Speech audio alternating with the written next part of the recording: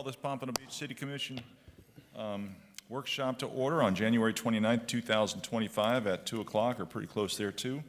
Let's see, let's go ahead and call before we get started, if everyone can please silence their cell phones or put them on vibrate so we don't get disrupted during the meeting. So please silence them or put them on vibrate. That would be much appreciated. Thank you. Let's go ahead and call the roll. Commissioner Fessett. Here. Commissioner Perkins. Commissioner Segerson-Eaton. Here. Commissioner Smith. Here. Vice Mayor Fournier.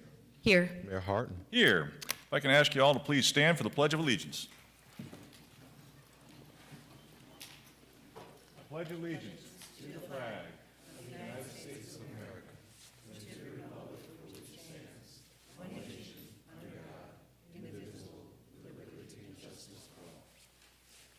Thank you. All right.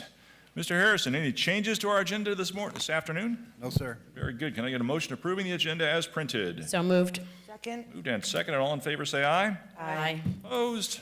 Motion carries unanimous. Great. That takes us up to our regular agenda. Item 1, overview and discussion on the Atlantic Overlay District, AOD, the East Overlay District, EOD, and the Downtown Pompano Overlay District, DPOD, regulations with a focus on the density bonuses possible and the parking regulations. At this point in time, I guess we'll turn it over to Mr. Weems. Sure. Good afternoon. Max Weems, Principal Planner and Development Services. I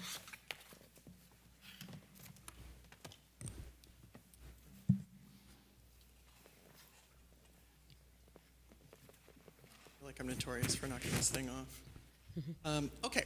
So this workshop was requested to review the overlay districts with specific focus on the incentives and bonuses that are provided within them.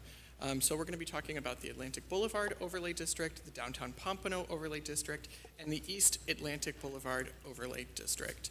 We'll take a look at some of the development activity within those districts, review a bit of the regulation and the context of those districts, and then, as I've stated, with particular focus on bonuses and incentives, such as the density, the height, and the parking that may be permitted within those overlays.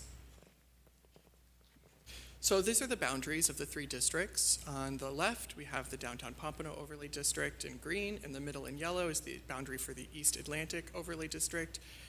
And to the east, we have the boundary for the Atlantic Overlay District in the beach area. These three districts were all established for similar purposes, to spur redevelopment in our redevelopment areas, to create pedestrian-oriented and ideally transit-supporting, adjacent-oriented development. The Downtown Pompano Overlay District and the East Overlay District are both intended to be form-based codes where they prioritize form over use. Of course, we have lots of use regulations anyways, but they have regulating plans that were developed on the basis of master plans to create transitions into the adjacent established single-family land uses and zoning districts. And the Atlantic Overlay District was established on the beach to create a redevelopment area and in the context of the beach area development around a central place of Atlantic and A1A. So we're going to start focused on the Atlantic Overlay District and begin with an emphasis on some of the development activity. These points on the map, the gray points in the blue area, are the locations of those developments. Furthest to the north is the Pier area development. This was largely spurred by a city initiative with a public and private partnership, including a parking garage, hotels, and the restaurants that front on the beach, as well as the pier improvements. Then we have the Riverside Promenade and the Solata development and the 580 Briny development furthest to the south. So here's some historical photos showing the Pier area parking lot as it was in 2012. You can see the Pier building and the Beach Library building and a large open parking lot. This is what existed in this area. In the background, you can see the Sea Monarch that was developed before we had any height limitations in our zoning code, as well as the WCI building that was approved as part of a 2006 plan development. So although those do fall within the Atlantic Overlay District, they are not subject of that district. Then we have some additional photos showing the context of the area prior to the pier area improvements. And then these are the after. Of course, the saturation on the photos is more vibrant, but also the content. The improvements over the bridge, the fire station building, the pier improvements, and the park adjacent to the beach. And the garage, this public garage with a private development of a hotel in the area. This is a 2023 image. Also, we have the restaurants that are on the beach and some additional public infrastructure. This is a photo from 2016 of a site that's adjoining the Intracoastal. This is the site of the Riverside Promenade building today. It has the Italian restaurant, which is like a Maggiano's or something like this. The name escapes me. Miraggio.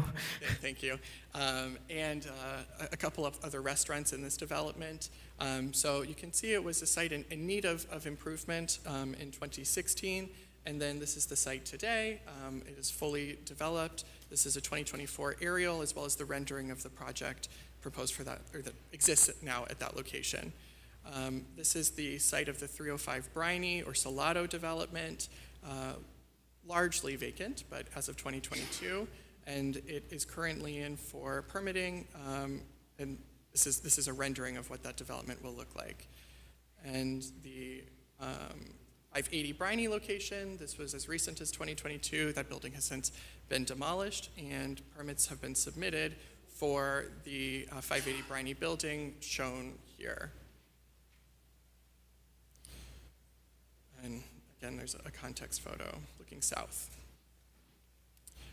Additionally, we have other applications within the AOD that have been submitted for development orders, but we have not yet received building permits for. And that would be for the 20 North Ocean site, or the W, is that the right? Yeah. And the Atlantic 3350 Atlantic Condo Hotel Residential Project on Atlantic and A1A, and the Pompano Hotel site at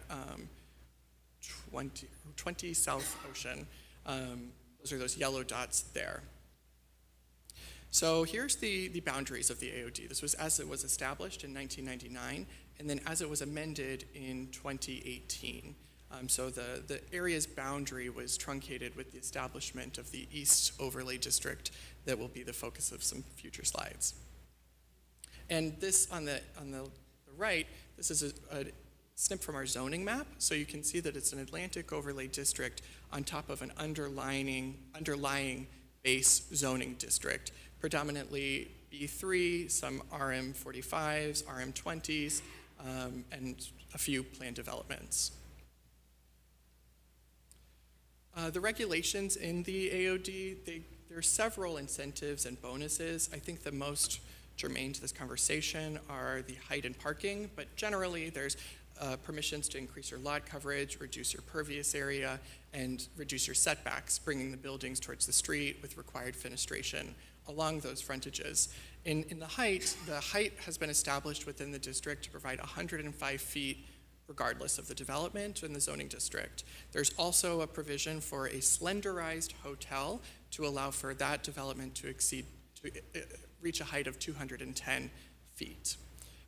The requirements of that is that there's like a podium with a tower on top, so that's the slenderized hotel part, and that allows for the taller height. With the parking, there were some standards to modify the points of access, so we have reduced curb cuts on our arterial, but the most important point is the parking reductions.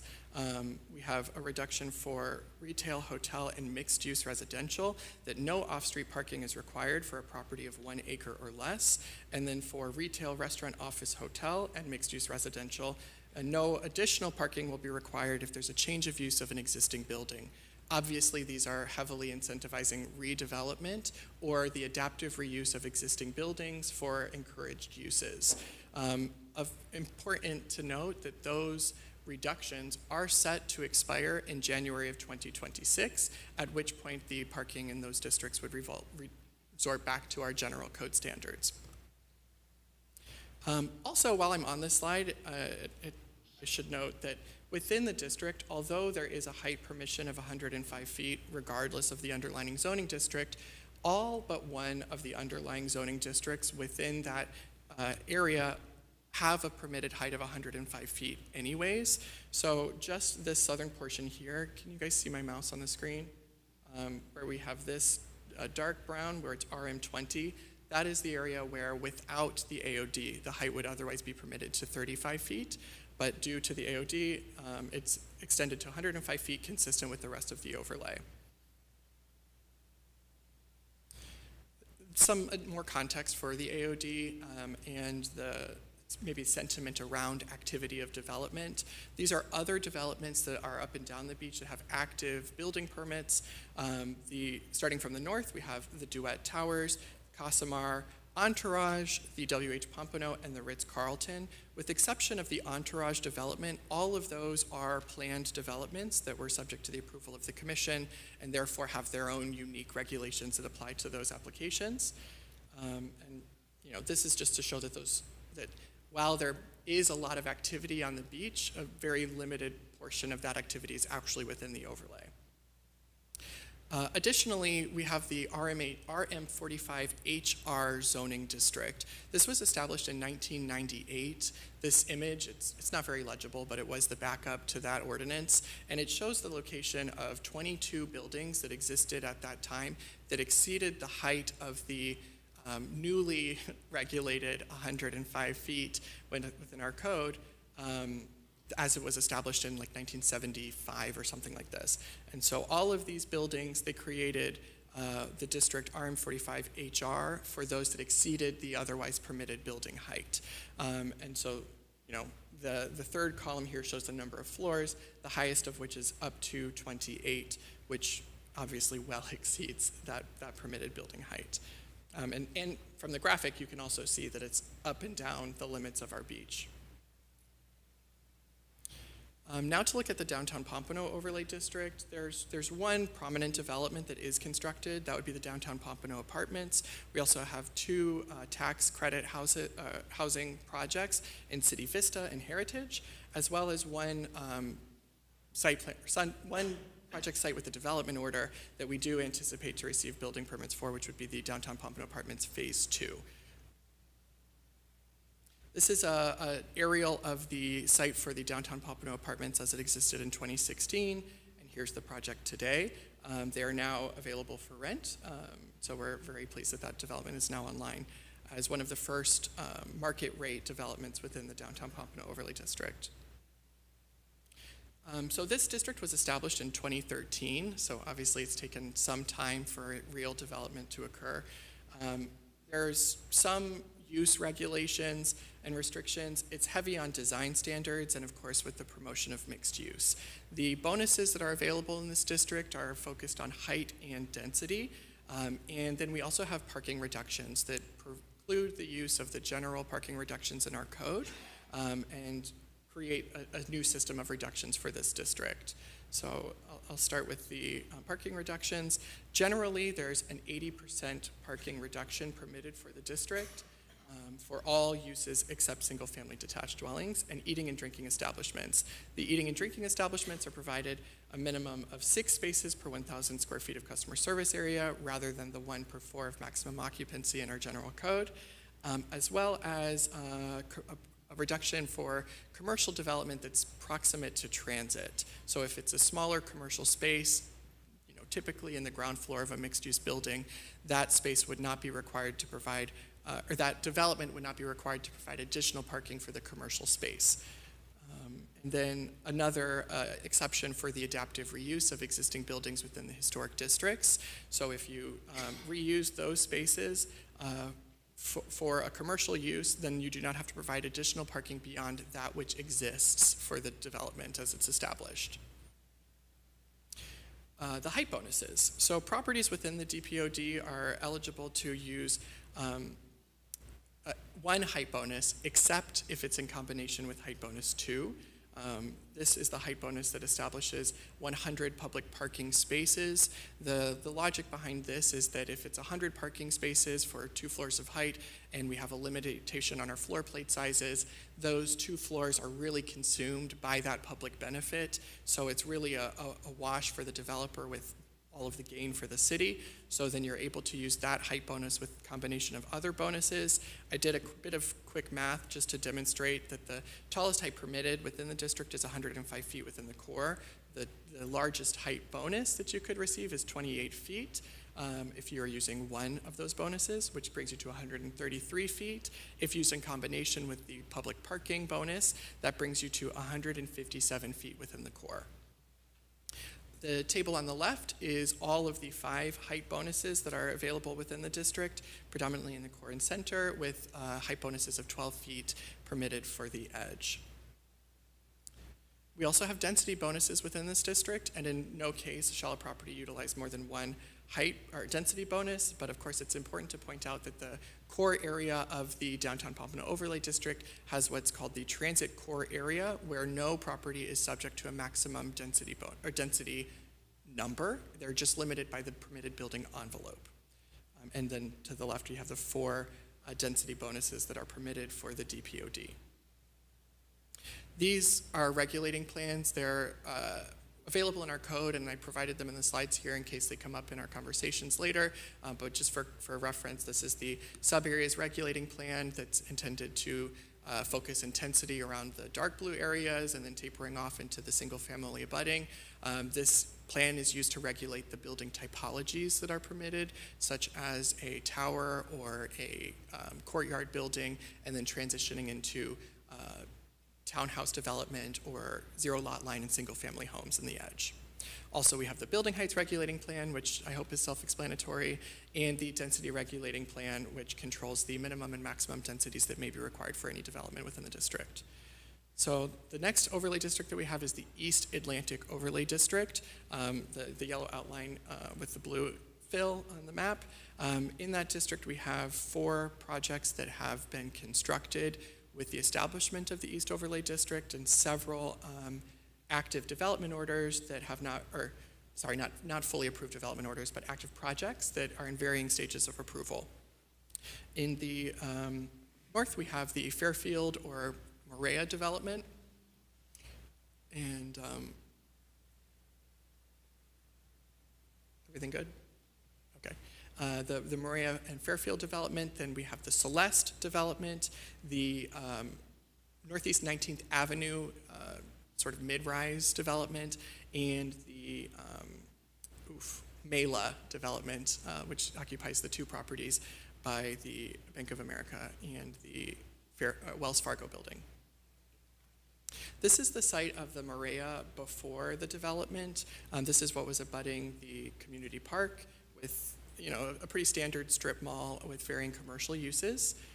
And the orientation of the building was a bit unique because it was actually oriented towards the parking lot and the park and not any of the street frontages.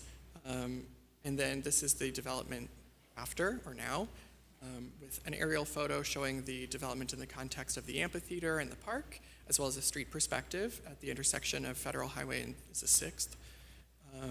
This is the Mela property, or AKA Pompano Station, prior to development and today. Here's an additional photo, and this is the Celeste site prior to development with this building that had been vacant for some time. I think the site had been vacant since at least 2006. And this is the site nearly complete. This is a live photo as well as a rendering, pretty consistent with the rendering of the Celeste site. This is the location of the development on Northeast 19th Avenue, Progressive Point.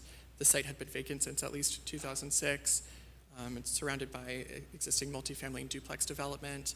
And then this is the 4-story scale I like this because I think it's more of like the transitional scale of development from whatever might exist on the corridors. And then you have this sort of like mid scale of development, and then the townhouses as it transitions into single family. But this is an active construction photo as well as the renderings. In the East Overlay District, there are similar incentives and bonuses. This district was established in 2018, and it's pretty much the same intent as the DPOD, with additional use regulations and restrictions, heavy focus on design standards, as well as the promotion of mixed use. There are no height bonuses in this district. At the time of adoption, it was very clear that height was to be controlled. So we established the regulating plan and reduced the height from 105 feet to 80 feet for residential development. And then we created a transition from 80 feet to 55 to 35 feet to the edge, where it's abutting any existing single family. And that's all as depicted on the height regulating plan. There are also parking reductions. So of course, properties that are in full compliance with the regulations of the overlay district are permitted to take advantage of those, not in combination of the reductions permitted in the general code. Those are as follows. In a multifamily development within the core and center, so the more intense central districts of that overlay, a minimum of 1 off-street parking space is required per unit, or 1 off-street parking space per 1,000 square feet of gross floor area, or fraction thereof, whichever would result in the greater number of spaces. Multifamily dwellings that are in the edge sub-area are permitted to follow the general parking requirement for whatever number of parking spaces required for their number of units. Residential uses within a mixed-use development, if it's adaptive reuse, no additional spaces are required for that adaptive reuse, and that is another exemption that expires in January of 2026. And also retail sales and service uses, eating and drinking establishments, professional office, or hotel uses. These are obviously the uses that we were looking to promote within the district, have exemptions that no additional off-street parking is required for a change of use of an existing building, and if it's eating and drinking, there's no additional parking required for adaptive reuse. If it's greater than 1 acre, it's 1 space per 8 persons maximum occupancy. 1 acre or less defaults to the general code, and then neither of those exemptions should be applied to a nightclub or hall for hire. Professional office and another adaptive reuse exemption, and hotel use, another adaptive reuse exemption. All of those are set to expire January of next year. So the density bonuses within the East Overlay District, the 7 are listed there, all within the core and center or core, with the exception of the density bonus for public spaces, which is permitted in the edge. In no case shall a property be permitted to utilize a density bonus more than once, but they can be used in any combination so long as the permitted density does not exceed 150 dwelling units per acre. We can come back to this if there's questions on any of the density bonuses. This is the heights regulating plan for the heights and subareas regulating plan for the East Overlay District, focusing on the core along Federal Highway, extending east and west along Atlantic Boulevard, and then kind of tapering off into the adjacent neighborhoods. This regulating plan is also used to control the typology of buildings that would be permitted. Also, from a transitioning in intensity from something like a tower building down to townhomes and a zero lot line scale of development. This is the density regulating plan, similar to the downtown Pompano overlay district, where the highest densities are in the core, tapering off to the center and the edge. There's both a minimum and maximum density required. And then we also have different use characteristics that along Federal Highway or Atlantic Boulevard, they're required to provide ground floor commercial space consistent with the commercial land use that was there prior to the adoption of this district. And then residential uses may be located in varying arrangements above commercial or as a standalone use.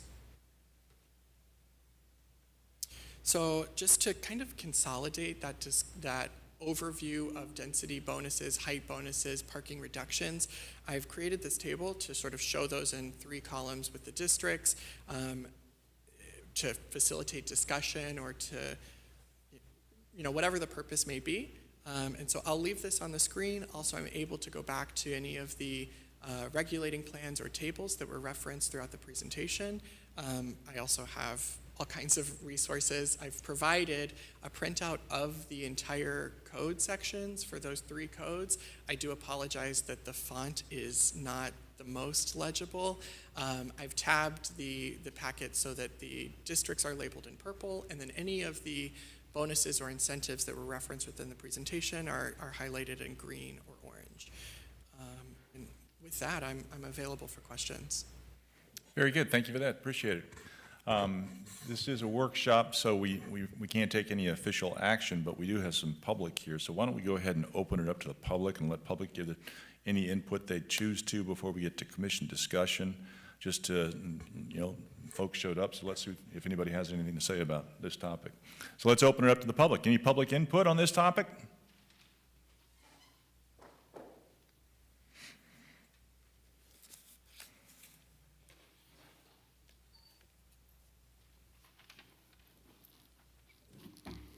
Hello, Jocelyn Jackson.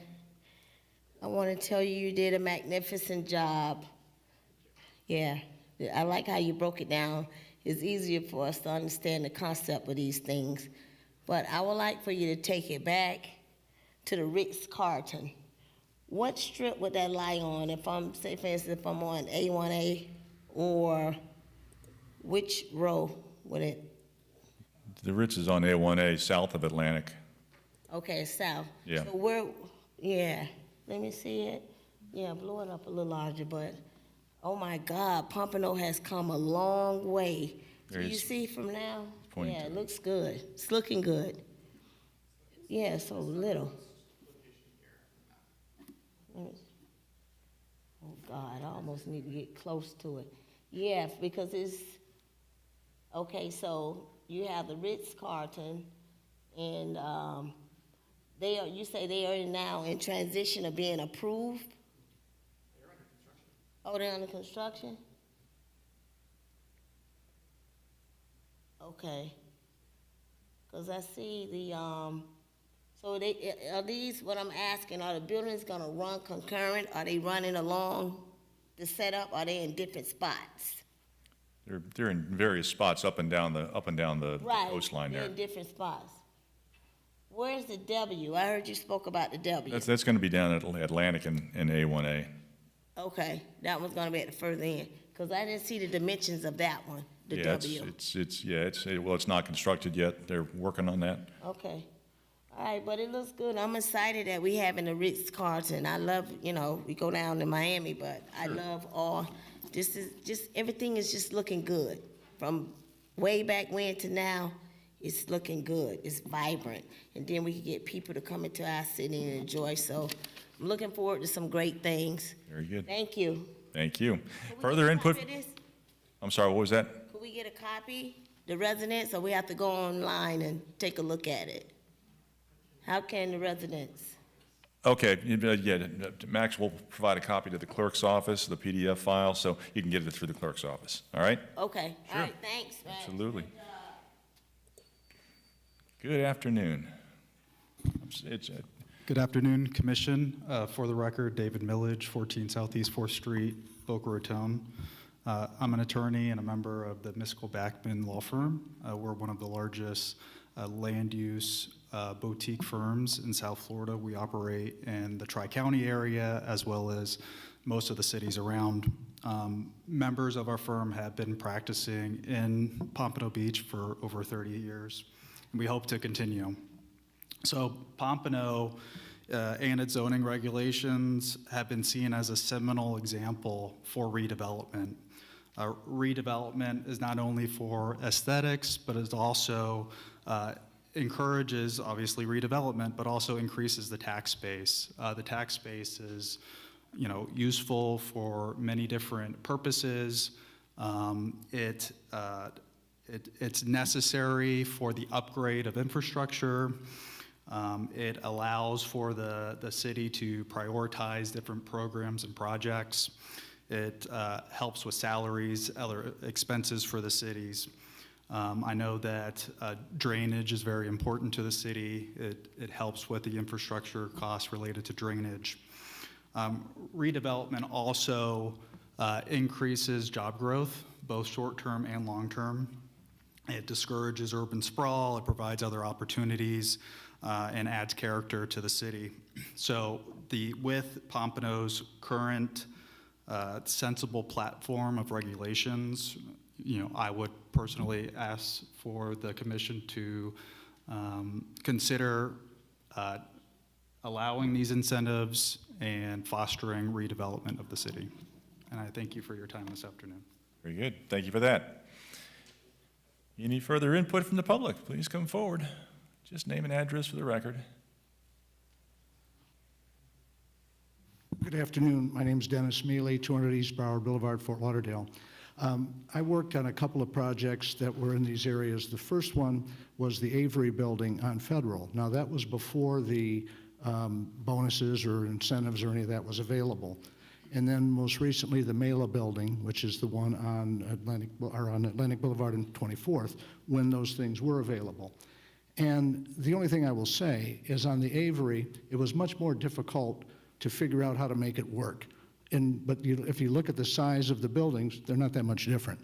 Once the new districts were in place, there were more design things you had to do. There was more architectural things you had to do.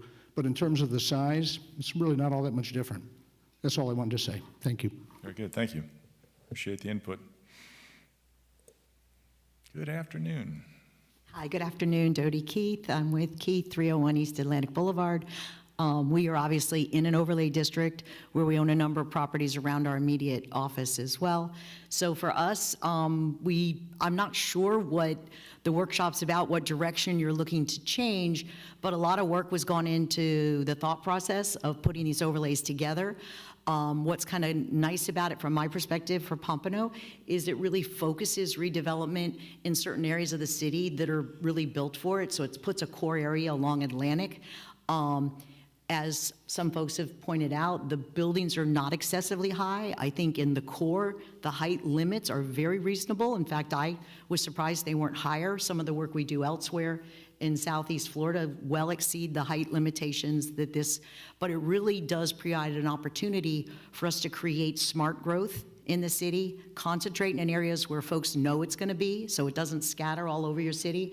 And if you really look at it, the new projects that have come up have created wonderful tax bases. If you really think about what kind of tax has been created since these came into place, it's millions and millions of dollars to the city. So smart growth in a city such as Pompano, I'm a resident here as well as a business owner, and I'm in development. Smart growth in a community is really good, and if you know folks that live in these buildings and redevelopment areas, they're great residents of the city of Pompano, and allows folks to have our kids stay in the area and folks stay here.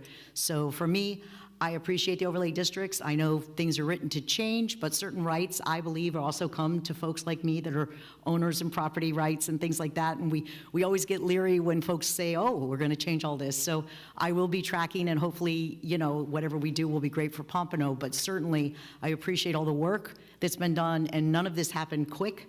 Lots and lots of public meetings and lots of input from staff and looking at communities around us, and it's really been pretty good for, I believe, for what it's done in Pompano with smart growth and really put good guidelines. Lots of, if you want a bonus, you've got to go a far way. I've done it for some of these projects you saw or projects we represented, and the extra landscaping and the extra amenities and the extra things that were brought to certain developments far exceed the extra parking restrictions or the extra height they got by the community benefits that came out of the plan. So I think that way both, because as we say, we don't need that height. You're going to lose some of those extra benefits that come along with it, because that's what allows it. Development is all dollars and cents. But thank you. Very good. Thank you. Appreciate that. Any further input from the public?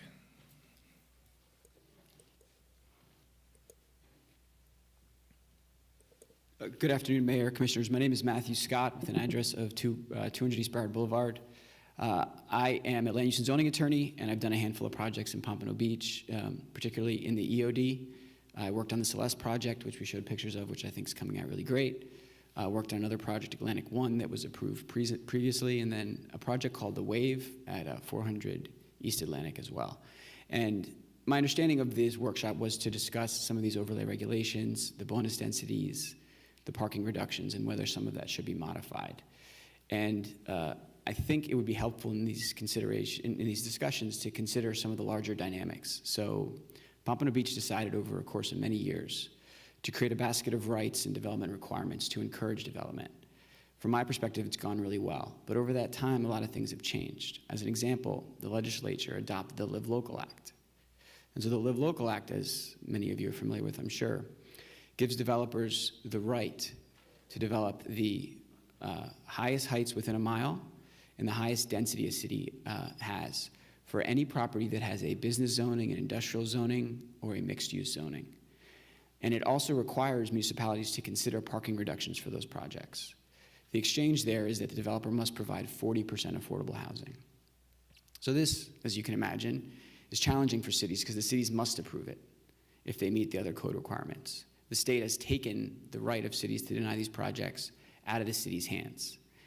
And so with that in the context, the city's current regulations that were developed with extensive input from the city, from the community, with community meetings, with your expert planners, keeps those rights within the city. And what I've noticed in analyzing projects to see if we could do them for Live Local in Pompano Beach is that your code is so thoughtful, and the way that you've approached it really undermines a developer considering Live Local because it's more thoughtful and better to work with the city on this. And so if there were major changes made to some of the existing zoning regulations that are particularly well thought out with design regulations and landscaping requirements and architectural requirements that lead to some really great projects, if that were undermined and changed in a material way, there would be this backstop of the Live Local Act. And so I think it's important to consider that larger context if the city is going to be reconsidering some of these things that they've worked so hard to put in place that has led to a handful, not many, but a handful of really, really good projects. And so I just wanted to add that context because on our side, on the development side as a zoning attorney, this Live Local Act issue comes up constantly in every city. And it's being used in a lot of cities that don't have thoughtful development regulations in place. Thank you. Very good, thank you. Appreciate that input. Anything further from the public? Seeing none, here we go. Come on forward. One last one, that's okay. Everybody's welcome, just name and address. Good afternoon, everyone. Lior Avital, part of the 213 South Ocean ownership group. I think there's not much I could add to, and then after speaking to some of the predecessors that went, but the one thing I will say, as a part landowner, I feel like a lot of these development district, and it's ease of understanding it as more from an investor or / development perspective, I feel like it has really attracted a lot of kind of world-class brands, whether it be Ritz-Carlton, whether it be you know, just other projects that you see architects that are historically kind of either your Palm Beach or just like more in the urban core of Miami. I feel like now you're starting to see that talent come to two areas like Pompano, which is, I think it's absolutely stellar when you see these townhome designs that are really like, you know, market leading, I may add.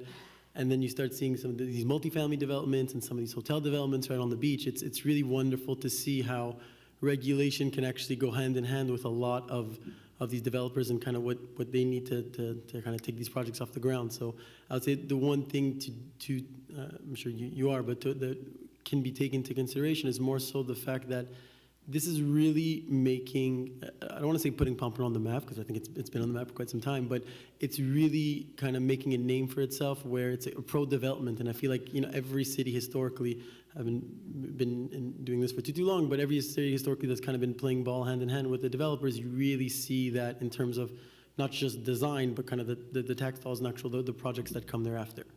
So thank you for the time. Very good. Thank you for that input. Appreciate it. Thank you for your investment in our community. Anything further from the public? Going once, twice. Public input closed. Thank you for that. So just a reminder, this is a workshop.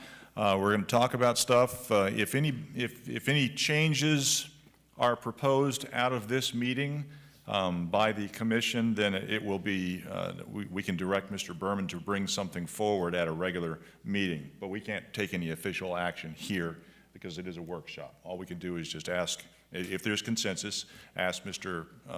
Berman to bring something forward. So at that, I'll go ahead and open it up to the commission. Commission discussion. Anybody? Vice Mayor? Sure. Sure. Let's get started. Thank you, Max. This was a really good overview of what are very complicated, yes, topics. So you did a phenomenal job, and I really appreciate this, so thank you. So for me, the origin of this request was all of the comments and feedback we get from the community, and to try to take a look at whether we are addressing those or if there are ways to better address them. So I don't know the best way to go through this. Perhaps I mean, maybe we should just kind of go by development that has gone in and say, you know, like what I've heard about it or what some of the issues are, and then you can help us understand. So I would start in, well, let's go to the AOD. Well, I guess that's where I would start, because it's maybe the map there with the projects. Okay. Okay, so one thing that came up recently was the hotel that was approved, and that our code allows hotels to be built with no parking. And that, I know when we look at the parking garage that we put in, the True Hilton uses a lot of our parking there, as well as the valet services, so we end up with limited parking at times. Is that expiring in 2026? Is that part of what you said? The reduction that applies to properties that are 1 acre or less is expiring in 2026. Can you go back to the slide that showed the details on the parking there? Because it was for All of the retail, hotel, mixed-use residential.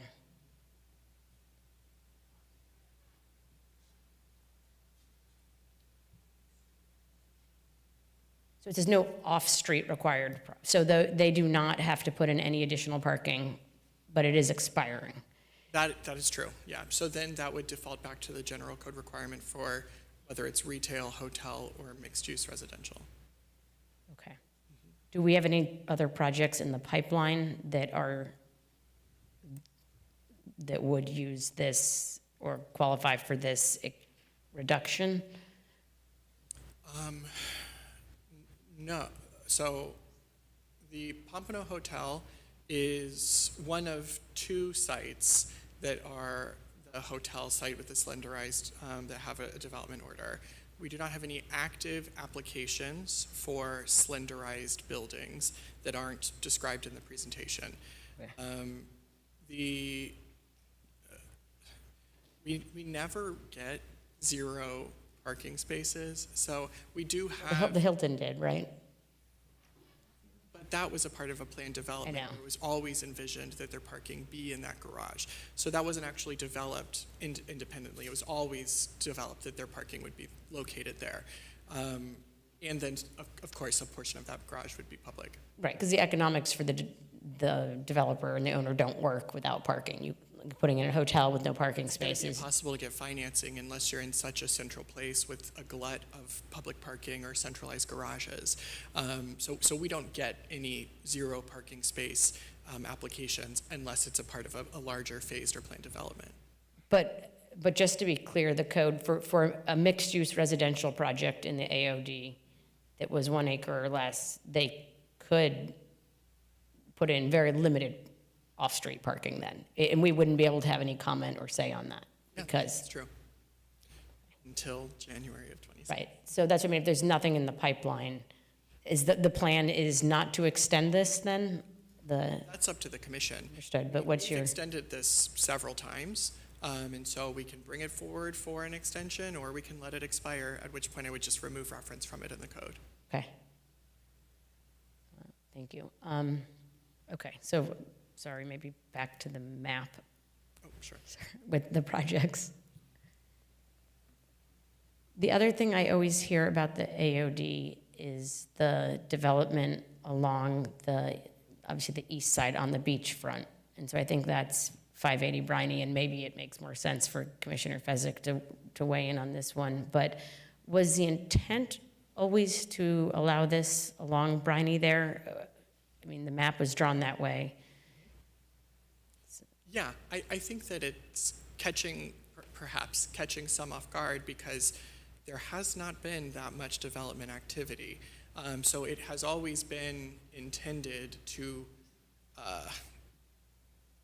allow for that character or scale of development.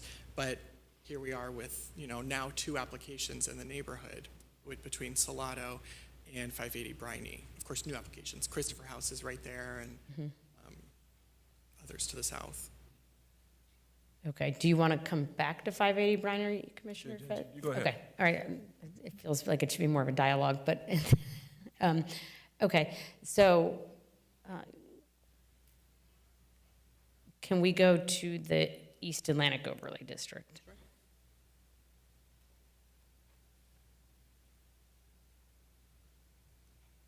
Okay, so here, can you give me the history of Envy? Was it just approved prior to the overlay district Yes. going in place? Because that is one of the projects that people point to all the time as an issue, as how close it is to the road, how tall it is, and and how many apartments now look into the backyards of single-family homes in the neighborhoods. So they used to have privacy, and now they do not have privacy. They have hundreds of apartments looking in their backyards. So that one, I think, which is interesting that it's kind of, it's not in here, is an example of a project that I hear about issues all the time. So, but what comes up is setbacks, and I hear that also with, I think it's Celeste, on the new one that's Highway. just north of the funeral home on Celeste. Federal Highway, yeah. How that part of that project has consumed a light post. So what is the code on setbacks? Generally, if it's on a frontage, it's going to be 0 feet unless additional space is required for the width of the sidewalk or the street trees, then there would be a requirement for further setback. That's what I thought. So, and when I end up on the phone with land use attorneys, they always say, well, your code actually tells us that it's, There's a maximum setback. there is a maximum, but but it encourages minimum set, it allows 0 setback. Right. So are there, what is the logic behind that? Putting something right on the road? Sure. So the road is the width that it is, and the sidewalk feels narrow, and it all feels very close to the building. And I would say that has more to do with the location of the curb than it does the location of the building. And what happens in the public realm is really a negotiation between us and FDOT. And if we end up with this roadway, it's like over 100 feet or something like that at that location, with the travel lanes that are required, the median, of course, and then the street parking, not street parking, the street trees and the sidewalk width that's desired, then it won't really feel like it's so much of a mass on top of a tiny sidewalk that's also interrupted by street poles or lighting. That's all something that can either be undergrounded or relocated or widened with street improvement projects. The idea, in general, we want 0-foot setback, so you have a continued street wall that creates this sort of like a more comfortable realm in which to walk along the sidewalks or under a colonnade with consistent storefronts or something that is inviting to pedestrians. If you're at that scale and you're up against a wall, you don't really feel the mass of the building above unless it's further from the street, at which point you're less invited to participate in that commercial experience. It might feel too separated. I understand in the context of Celeste and the design of Federal Highway today, it feels a bit off, but it is consistent with the intent and the design standards of the district, long term. Okay. So, because I've heard a lot about that project and I drive by it all the time, and it feels like there's an absence of green space.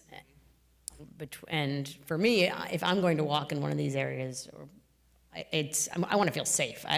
The word street wall actually sounds horrible to me. I don't want a street wall. I want space to be able to, some green, and I have kids, so like I get out on Atlantic and I'm like shuffling them as quickly as I can out of the way because it's kind of scary. It's cars, yeah. Yeah, so I actually feel like encouraging this comfortable experience both driving and walking and using it would mean like slightly more space between the buildings and the roadways.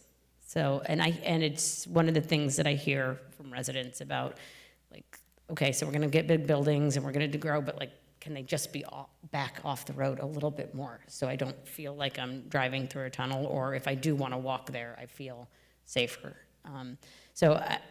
Setbacks and green space are one of the things that along those projects in particular are, I get a lot of questions about. So what is the yellow to the east, just like south of Mila? We've just received an application for the Wells Fargo site Okay, to redevelop that block. And so it's new, it's kind of like a brand new submittal. It's hard to say that it'll turn into something, but I didn't want to leave it off because it has the potential to be a substantial project. and what is it? Is it, It's mixed-use commercial frontage with like 8 stories of residential above and then tapering to its townhouse scale in the rear, surrounding a parking garage. okay. So I think in this overlay district, you showed 80 feet for mixed-use residential and 105 feet for commercial. That's true. Why is it? So the 105 feet for commercial is to be consistent with the commercial land use and zoning that existed previous to the adoption of the district. The 80 feet reduction was a compromise at the time of adoption. Okay. And so since we were adding residential entitlement, there was no taking involved. And like we said, Envy was, So Envy, we can talk about Envy now. let's talk about Envy. That was a planned development that was approved prior to the adoption of the East Overlay District, and the scale of it was considered when we established the height regulating plan for the East Overlay District. So you can see all the way on the west end of the district, it's got the 30-foot edge with the 55-foot along Federal Highway, Atlantic Boulevard, and then abutting either side of the Koi project, you have a permission of up to 105 feet for commercial or 80 feet for residential. And obviously, depending on what's proposed, but that would likely taper off. Okay, and what about the parcel of Envy that has not been developed? That's also part of the planned development? Yes. Does that have an that's a future expiration? phase of- no, that's something that's vested by their planned development. I'm not sure of how many units of their overall basket they've used, but that they do have that as a approval in their planned development. Do you know how high that building is expected to be? Just based off of the regulating plan that we've created, I would assume that it's up to 105, something like 10 stories, consistent with the Envy frontage that exists today. And are they eligible for height bonuses also? No, if they were going to do any kind of change to height or add more units or something like this, that would constitute a rezoning to their planned development ordinance, and it would come back to the commission. Okay. The commission here did pass that planned development? Yep. Do you know when that was? I'm going to assume it was around 2015 or 16. Okay. That's an assumption, which I probably shouldn't make.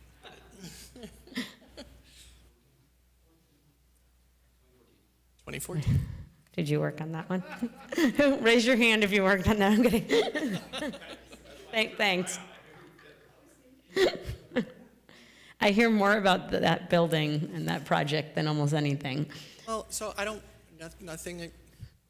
We were getting a lot of planned development applications, and that sort of was a validation of the creation of these districts where we could then set a consistent design parameter, scale, and transition with these regulating plans. And in these districts, it specifically says no planned developments. So you have to stick with these regulations if you want to develop our most prime properties. Okay. Sorry, let me just check my notes.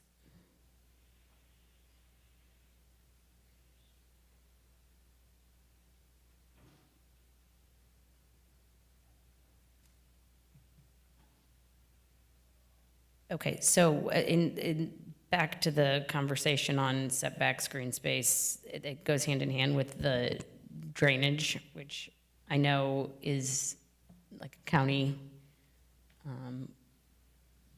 requirements, but have we ever considered having stronger requirements in the county? In some of these areas where we're adding a lot of dense concrete and very little green space? So the county does approve the drainage permits for any private development. I can't really speak to the city's drainage system, and I don't want to. Yeah, but is that something that so I know Fred Siegel's not here, but he's come up to me several times saying we should have stronger requirements where we're building a lot than the county. I would struggle to articulate a rationale as to why. I think that the county has their regulations, for good reason. Right. Well, I think the answer to that is we are all living in the city and we see what we see, right? We see a lot more flooding than we did a decade ago. And I don't know if that's because storms are stronger or it's some combination of that with the cumulative effect of losing a lot of this green space. But when you showed what most things were before and what they are now, most of them, with the exception of a couple of parking lots, were green space, and now they're concrete, and we flood a lot worse than we used to. So it's another something that I hear from people, and that we want to make sure we're ahead of this. So, and it might not be an overlay district issue necessarily, but this is where the density of our development is. So I understand the line of thought that gets you to this was green, now it's not. There might be flooding on my street, and now I can point at that and say this is the reason for that. When these applications go for their drainage permits, there's an analysis done, which of course I can't say is correct or not, or what. Right, you retain your own water. Right, and so they either have to store whatever falls on their site under the property, or have some huge ditch or retaining area on site to accommodate what would happen on property. If there is heavier rainfall or inundation, and it's happening in the roads, that is something that the city needs to address. I think that the drainage permit indicates that the property is providing the appropriate drainage for that site, consistent with if it were never developed. Okay. And I guess the last overlay district then is the DPOD. Sure.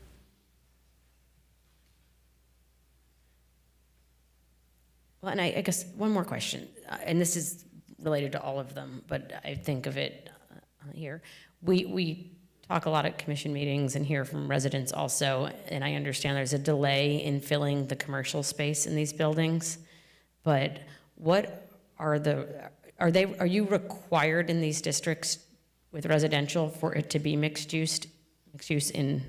It depends on the location. Where it's there are MUR, locations where ground floor is a required commercial space. There are locations where it's permitted to be residential. And I'm assuming most of those are along Atlantic Boulevard or the major arteries, and as you step back into the neighborhoods, Yes. that requirement goes away. That is correct. Okay.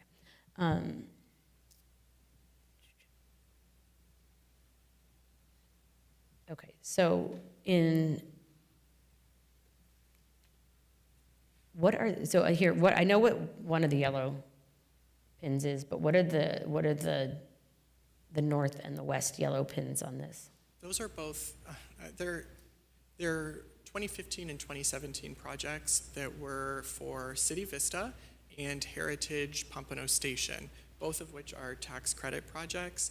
And so, it's a little bit different because to have a redevelopment district that attracts market rate projects, it's a different animal to finance. So that was really the goal of these districts, was to attract market rate redevelopment, of course, allow for affordable or tax credit development. But as the gentleman said, they could have come and done that project with Live Local Act regardless of the zoning district. So I didn't really care to highlight those projects in this presentation. Okay, so the 157-foot potential max height in this, it applies to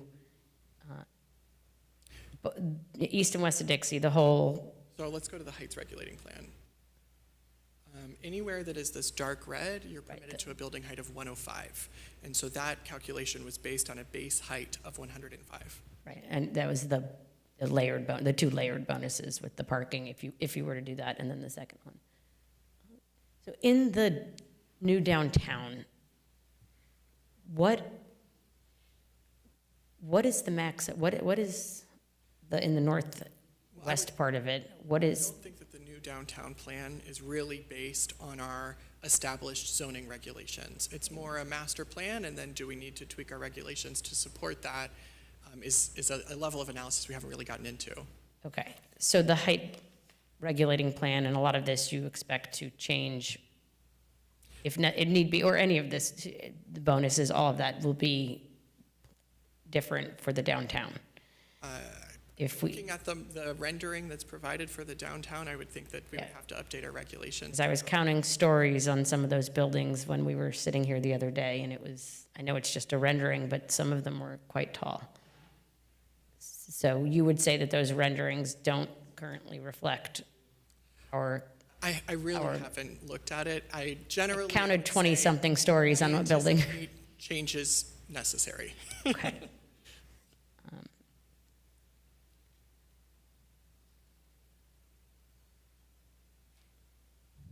Sorry. One of the things that came up with the second project that Adam Adashi is working on is the height bonus next to a park. And that one bothered me at the time, and it still does. I don't mind if it's next to a large park, but that park doesn't have a lot of green space, and it's tennis courts and a small playground, but was there any thought to putting a minimum amount of green space requirement in order to get that bonus, or a minimum size park? Because Frankly, I think all of the bonuses were not intended to be impossible to obtain. And if it was something that was going to stimulate the redevelopment, there was not, I'm speculating again, but hesitation to permit that incentive in order to incentivize the redevelopment that was desired. Right, because at the time there was nothing, right? And now we don't have a problem attracting development in the same way. So, and that is kind of the intent of this, to talk about what are there things we can do that not necessarily slows it down, but gives us better outcomes if there are things that aren't, that weren't exactly the intent, and maybe we didn't care at the time, but that one bothered me because it wasn't really next to an open green space park. So how we define that. The language of the code actually just says that it's adjacent to a designated open space or greenway. Maybe it just says open space, designated open space. And so we have a designated open space regulating plan, and so that could be an unimproved park. It really is any future open space or current open space. Right, and we went back and forth on this at the time, I think, in emails, and I said, is there some minimum green space requirement in that open space in order to get that bonus? Because it might not, whatever the open space is, it might not feel like a park, and you're getting an extra story, and you're really close to a neighborhood there. So that was one of the things that I still think about with and I don't know how that will flow as we do the downtown. Everything's going to change over there, but I think the intent would be you can put you get an extra story because you're next to some kind of open park, not just concrete or something. Okay, those are my questions for now. I'll let everyone else talk. Thank you. Very good, absolutely. Further commission discussion? Commissioner Fessick? Sure. Max, again, I wanted to say thank you. You've done a wonderful job of explaining this. I welcomed the opportunity to do this and have this workshop simply because during campaigning and even well before, as I was sitting in the audience and many times audience to be heard, there were always a lot of questions from the community. And as I got to know you and as I familiarized myself a lot more with specifically the AOD, because that's where I was focused, I wanted to make sure, and I want to say this now before I forget and get involved in anything else.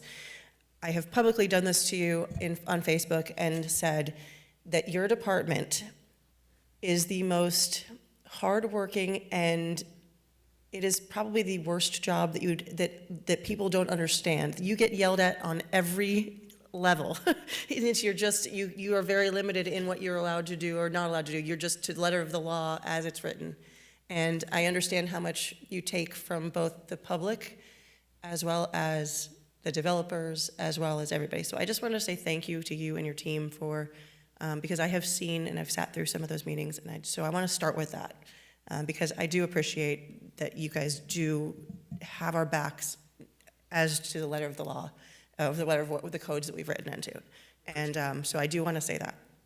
Mr. Berman, I'm going to call you out for a second just because I have a question.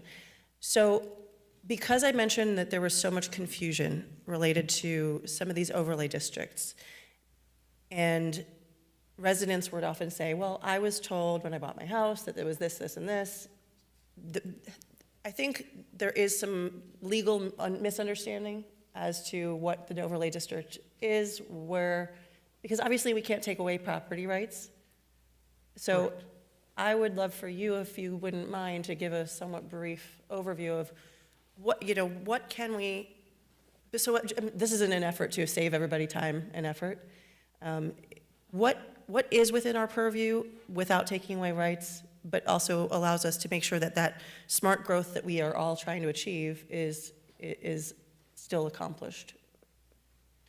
Well, I know that's a loaded question, sorry. it's not just that it's a loaded question, it's just that this was a presentation for today by another department. I haven't prepared anything. I can tell you that my concerns would be that whatever action, if there's any action taken, whether it's through this or every day, that we have to be mindful of the Burt J. Harris Private Property Rights Protection Act, 70.001 Florida statutes. And that deals with impeding on vested rights of developers and property owners. And anything that we do, we have to make sure that we don't run afoul of that. That is expensive, time-consuming litigation.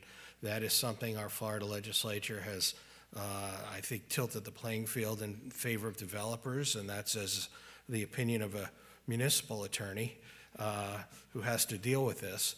But we have to make sure that we're being fair to property owners as well. They have a right to develop their properties. They have rights to build and make full use under the law of what the code says of their properties, and we cannot infringe on that right. And that's my big concern as council here. What we can do and can't do, rights that we've already given them, things that are in progress, we can't pull those away. My experience is that if we make a change, whether it's to this or bonuses or anything in the zoning code, there's always someone who pops out of the woodwork and says, oh, I can't do that now. That's why I bought that property, just to do just that you said I can't do. And that's probably the majority of the Burt Harris case, where the property may have sat under their ownership for 20 years, but all of a sudden, we've made a change. So we have to be cognizant that whenever we decide too high, too low, too wide, too close, that people have rights, and these rights, if they're already established, cannot be infringed upon. My legal opinion on density bonuses, potentially, if they haven't been awarded yet, they may not constitute vested rights, because these are not changes to the zoning. These are things that we're allowing them to do. But again, as you heard from counsel who's been to the microphone, once you start pulling those away, they can come in under a different, whether it's live local, generally would be probably the foremost, and we're going to have to approve maybe what we don't want to approve. What we have now in this system is at least maintaining control to some degree, at least being able to, you'll find, or we have found, that most of the developers, especially council in the room today, are willing to sit down and work and try and make changes and talk to the community And that's the kind of the relationship we want to foster. I think these density bonuses and some of the provisions we do foster that type of working relationship. You know, I've been here, I'm going into year 30, and I've heard the same thing for 30 years. It's going to be too much traffic, it's going to be too much noise, we can't handle the sewage, we can't handle...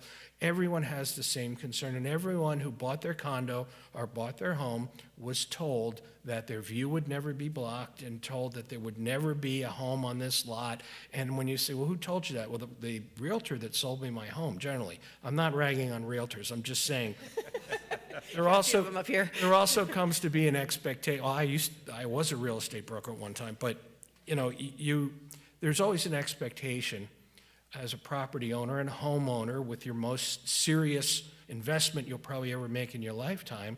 If you can see the ocean, you'll always be able to see the ocean. If you don't have traffic, it's nothing's, and when it changes, that's what shocks people into a reality that, you know, unless they bought that property and own it and can control it, they may not be able to. So I was here when these bonuses were put in.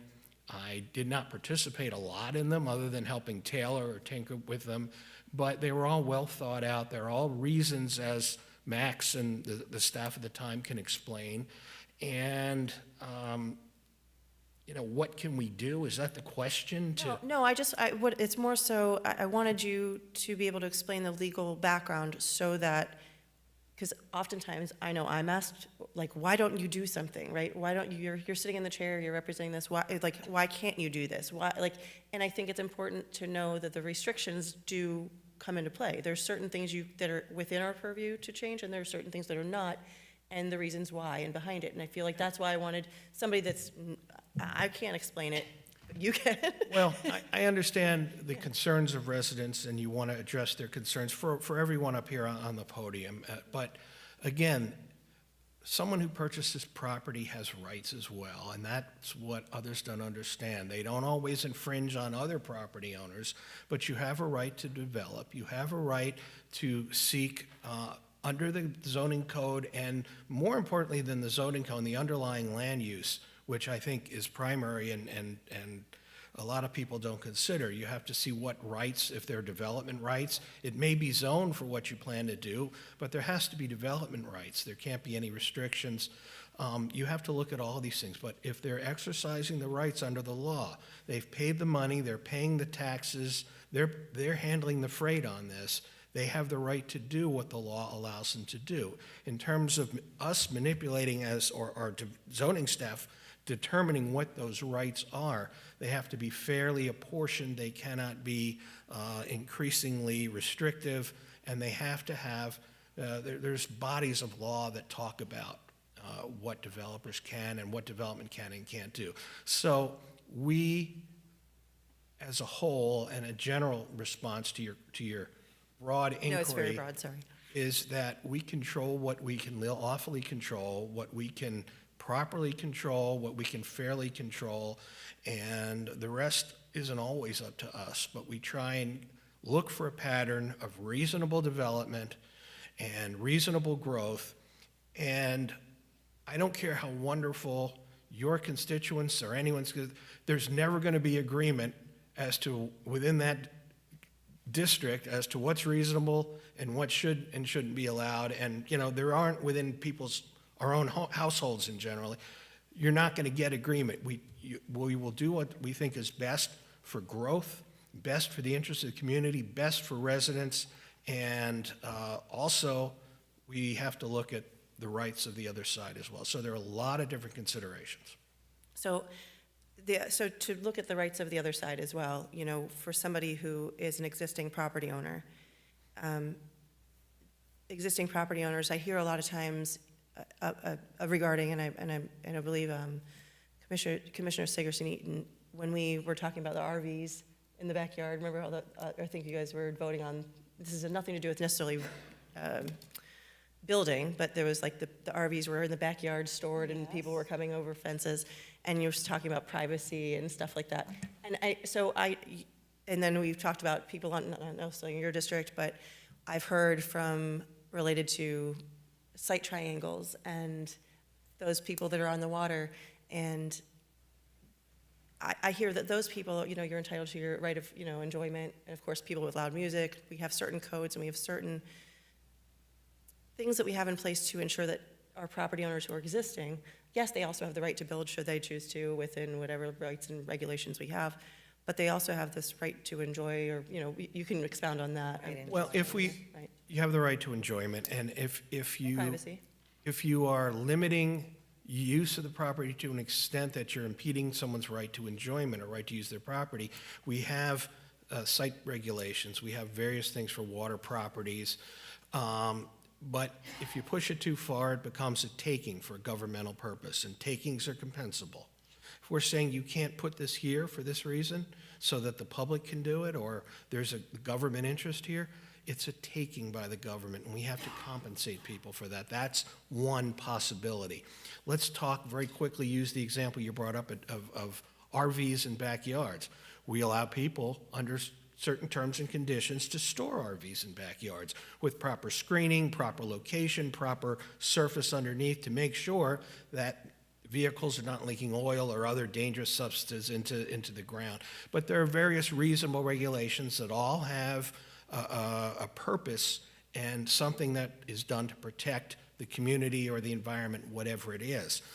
There's no right to have people living in those RVs in your backyard, which is what people were doing. There's no right to have people permanently residing or renting that out for extra income. These are problems, and that's why that additional legislation that you're talking about, we came up with in terms of enforcement, just to make that clear. Those rights were never there. We didn't take anyone's rights away. We just enforced, you know, you could do it, but now you can't do it.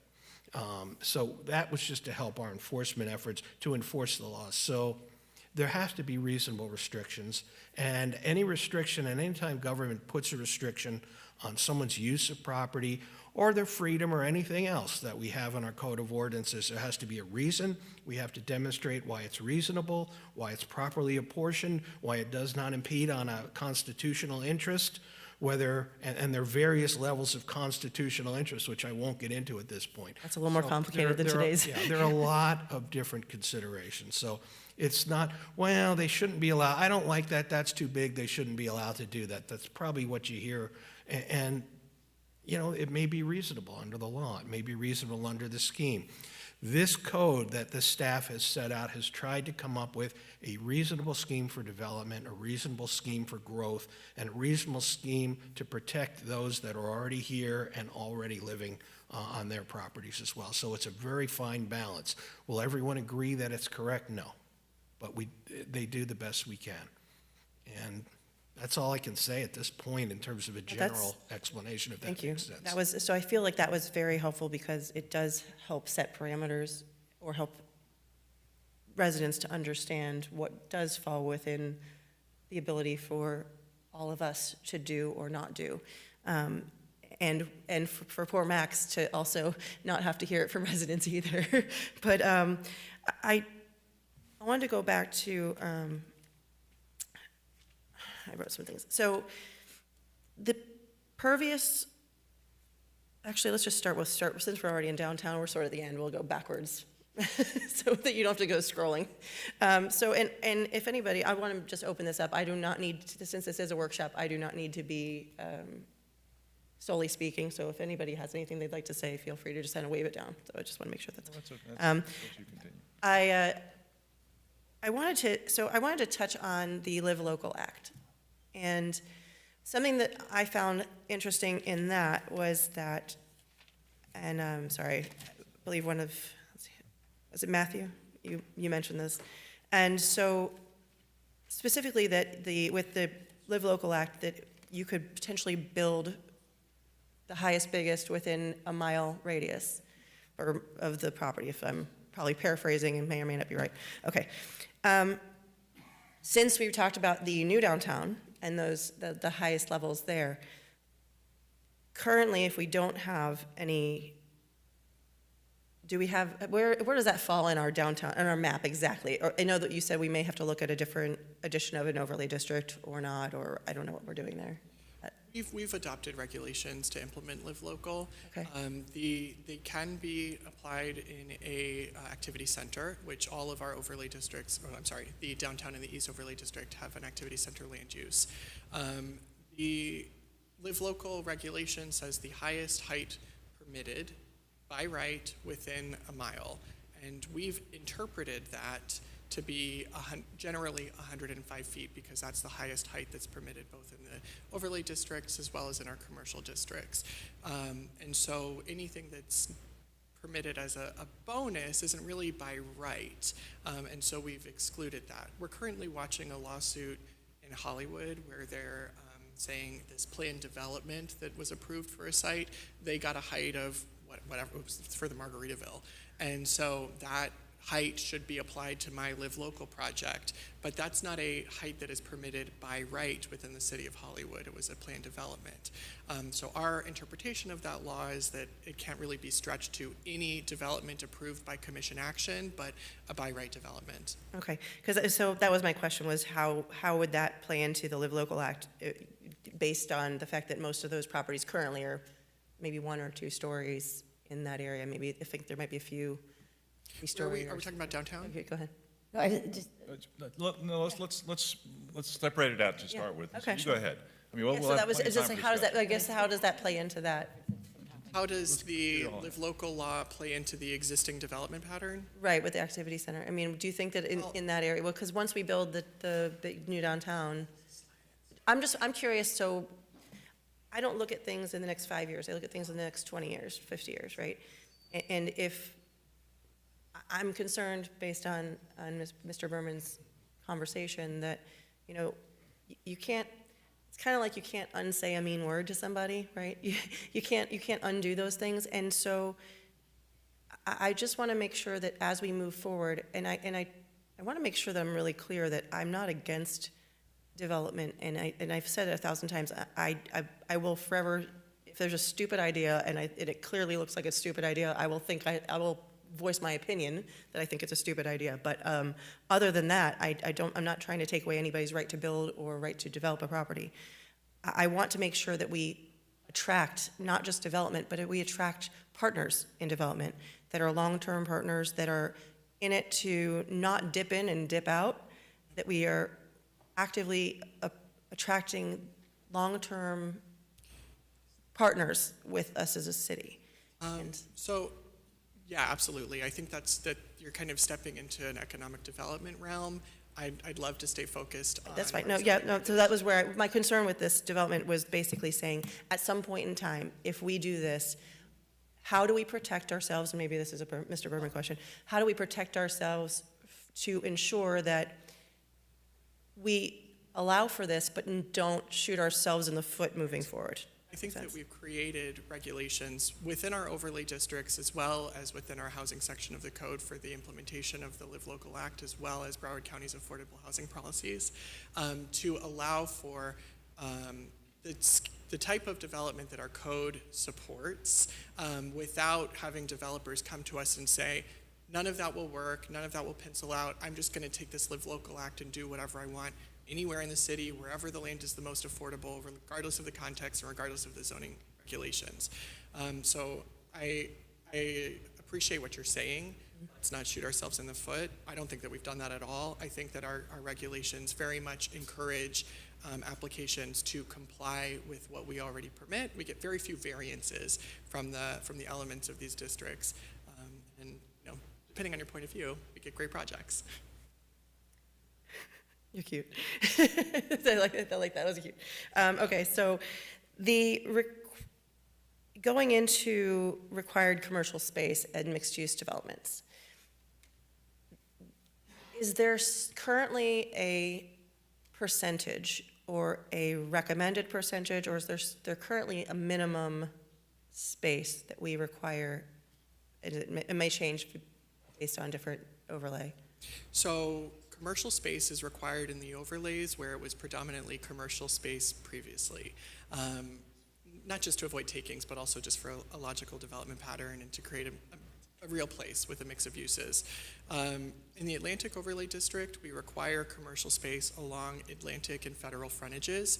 Those buildings have a minimum % of frontage that they have to provide. So that frontage must be occupied a minimum of 20 feet of depth with a commercial space. Whatever that square footage pencils out at is going to be based on the property's width.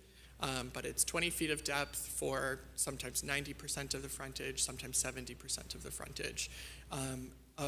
If it's a mixed-use space, 50% of that space can be occupied by like a leasing office or something that's residential, like ancillary commercial, but the other 50% would have to be true leasable commercial space. So like on, let's use the Maria project, for example. They have their leasing office on the ground floor fronting on Federal Highway, as well as a amenity space to the north. It's really intended to be commercial space, but however that worked out. But that is how that is designed, so that 50% can be residential adjacent commercial, and then the other space would be reserved for future commercial tenants. Okay. How do we address in areas that aren't on Atlantic or Federal? Or on A1A, like for example, in those higher traffic areas, how do we address the commercial mixed use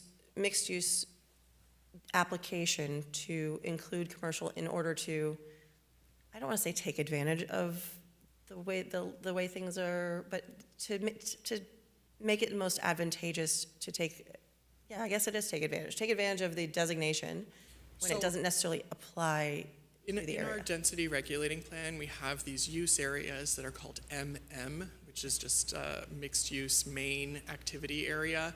In those districts, it's that the commercial space is going to be required if it fronts on those roadways I mentioned. And if it's internal, then it's an optional commercial on the ground floor and the second floor. And then if you get into the next kind of category, is going to become like a mixed use residential, where it's more focused on the residential component and an optional on the ground floor only. And so then it sort of tapers off into just residential uses along the perimeter. So if you're not on the main street, it's optional if you're kind of like in the middle, and then if you're on the periphery, it's not permitted. And is there a percentage of space required? When it's optional? When it's optional? No. So basically you feasibly, not that they would, somebody could basically put a 10 by 10 or gigantic storage room or broom closet and call it commercial? No. So we have fenestration requirements, and that those areas have to provide an active use. Okay. So you not only have to say it's a commercial space or it's a residential use, it has to have the clear glass so that you can see into the space for a minimum depth, and it's for a minimum % of that frontage. So no matter what, the front of the buildings are not going to be the back of house. And whether it's commercial or residential has more to do with the street that it's on or a developer's preference if it's in this middle area. But usually if it's off of the main streets, it's more focused on residential activity. Okay. Thank you. Happy to get into the details. I'm going to take a breath for a second. The continued street wall, I wrote that down because it was concerning to me as well. Again, going back to the planning for not just right now, but planning for down the line, as we continue to add density to our community, I'm a little concerned also with feeling like that could potentially take over to the level that would create a situation where Pompano would not feel like Pompano anymore, and it would feel more like, if you do, depending on how many of these you end up putting one next to each other over time. And then my concern then is we box ourselves in at some point in terms of if we need wider sidewalks, or we need potentially wider roads, or we need potentially, so if we need something more, we are eliminating that opportunity down the line. Is there, and I fully support the idea of having something, like having a setback, but also then require a landscape buffer or whatever, or a wider sidewalk. Are those things that are currently required and or allowed, or are those things we've looked at? They are. We do have adopted street sections for both Atlantic and Federal Highway. We also have sections that you can pull from for more general streets. And so, but the federal highway is not a roadway that the city controls. So all of that has to be done in coordination with FDOT. The width of that right-of-way, I mean, if we wanted to add more lanes, we could, but then we're just getting further and further from creating this central place where we're trying to create something that's really a pedestrian-oriented experience, where, you know, the parking is not in the front of the buildings. It's and really, if you're looking at the map, we're talking about this fixed area of federal highway.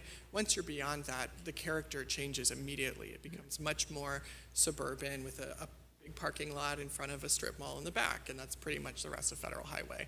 And so I think that it's really just this area where we're talking about how can we make this more pedestrian friendly by not making it so focused on where am I going to park my car, and more can I walk from this storefront to that storefront.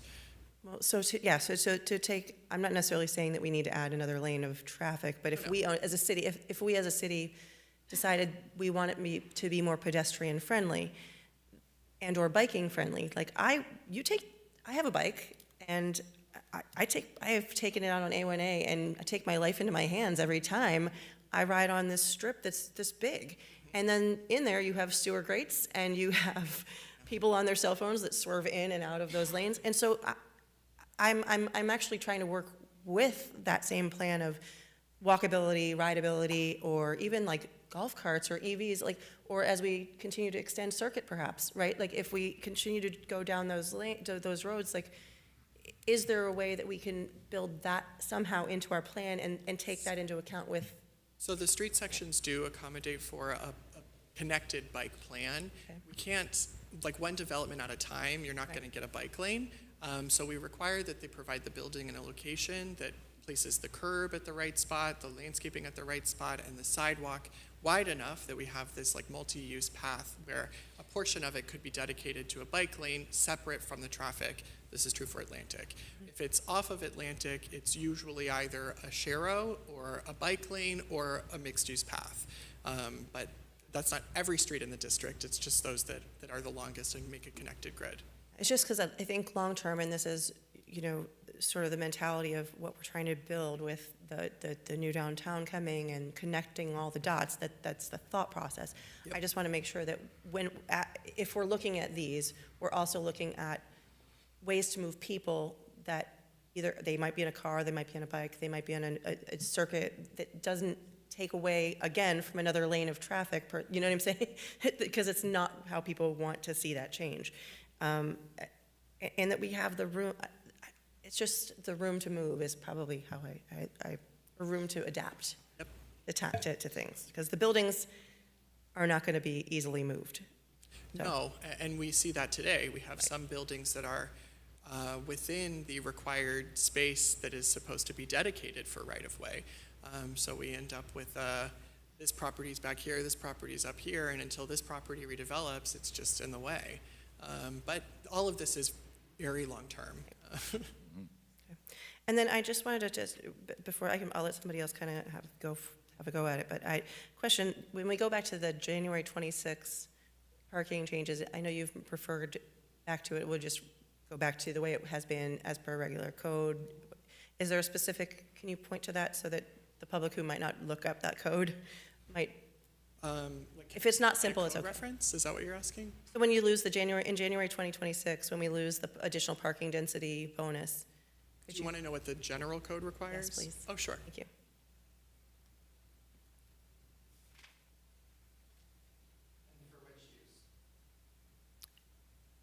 Well, let's start with AOD and or I mean, I don't know, you tell me because I'm not.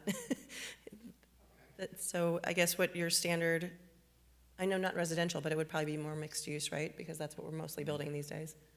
So residential multifamily, it's going to be 1.5 for a 1 or 2 bedroom and 2 spaces for 3 bedrooms or more, and then 1 space per 5 units for guest parking.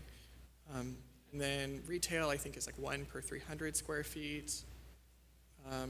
Medical is 1 per 400 square feet. just more general regulation than something that's focused on a reduction. And do we have, So for the record, that code section is 155.5102D. thank you. Do we have currently, would this also affect potential hotel use? Yeah. Okay. So the hotel.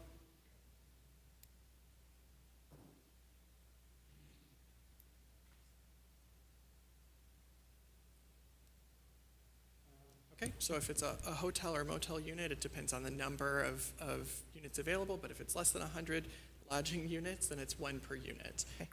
Obviously, that's more than the none required if it's 1 acre or less. And I know you mentioned in the multifamily that it would be like, it depended on the number of bedrooms, things like that. So one thing that we see currently on the beach, you know, we had these multifamily, we have many of them, multifamily older buildings that are maybe a 4 or 6-plex.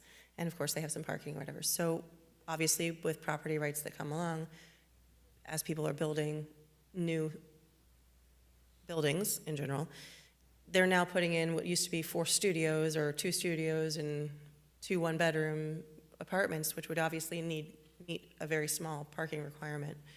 They're now having 4-bedroom and 3-bedroom units at a higher price point than obviously what it was existing prior. So most of the people, or the new owners of those properties, let's say, or the investors in those properties, lifestyle-wise would not be, if you have 4 bedrooms or 3 bedrooms and you're buying a $7 million or $5 million condo on the beach, or near the beach, you may not be a 1-car family household. And even if it is a walkable location. And I'll be blunt. Like we have a single family home and we have 2 cars, 1 for each of us, and we have a golf cart. So that's 3 vehicles in our driveway right now. So, and we have a 2-bedroom house.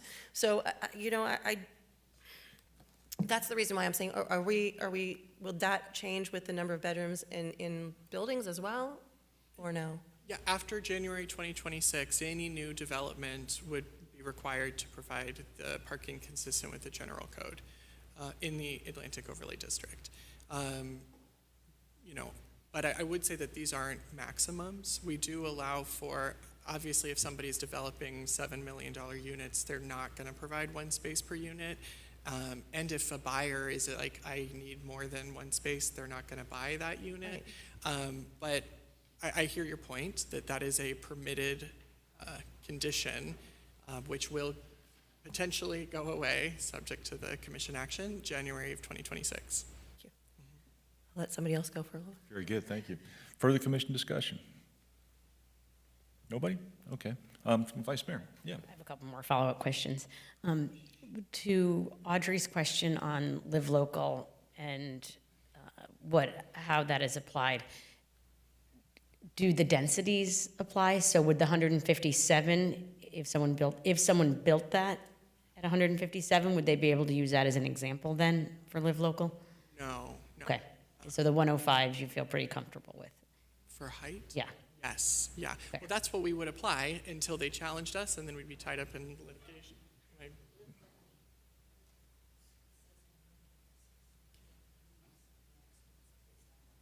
Right, but So- we would, oh, okay, brilliant. Perfect, okay. I wanted to take a look at parking, and let's just, in the EOD again. Okay. Let's talk about Atlantic One, since you're here.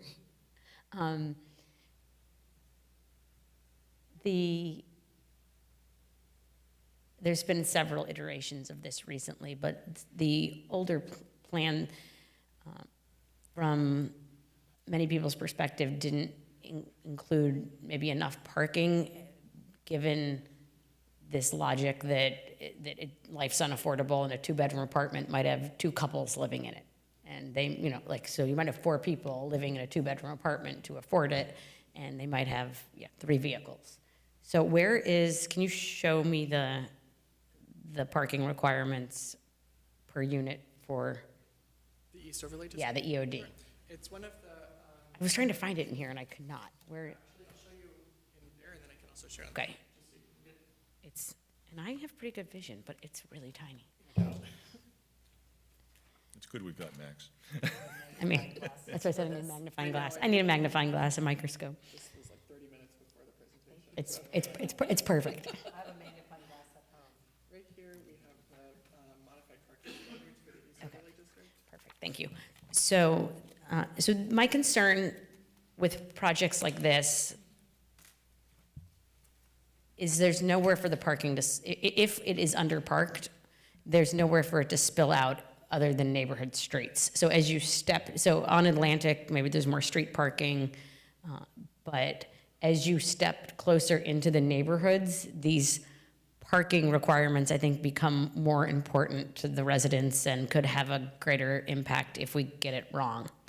Because I can envision, if there's not enough, that there's cars up and down Snug Harbor streets. I mean, I don't know where else they go when you look at a project like this.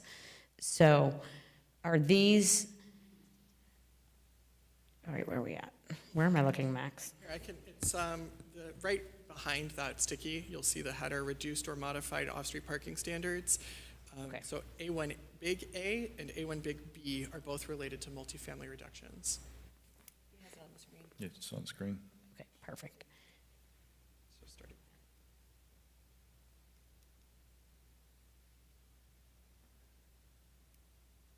So it's one space per unit, In the core and or, so when I, as an example, Atlantic One, is that, so are there different is that in different, because it goes back into the neighborhood, it's on Atlantic and then it's, so I think the different buildings or the different parcels may have different requirements. Correct.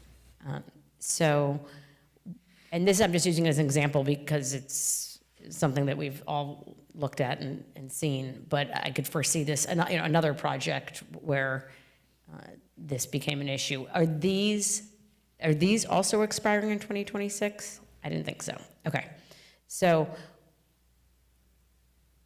if you're in the area, I don't know what you're calling the edge or core, but if you're closer to the neighborhood, so you're off of Atlantic, maybe it's a smaller development, they only need one space per unit? No. The edge area is going to fall back to that other table that we just looked at, where if it's 1 or 2 bedrooms, it's 1.5, and if it's 3 bedrooms or more, it's 2 spaces, plus the 1 per 5 for guest parking. Okay. So rather than 1, it's 1.5. Independent of, so that's based on the unit size, though, the bedroom, It's number of units, number of bedrooms. number of bedrooms, right, the unit, or bedrooms, okay. And then what about townhomes?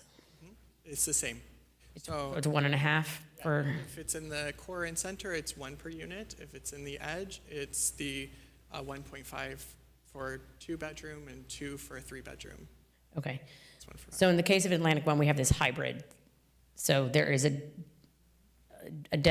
bonus that they're getting or a reduction that they're getting for the part of it, but the rest of it falls back to the other table. But so in aggregate, I think that's why when I looked at the parking initially, it seemed low.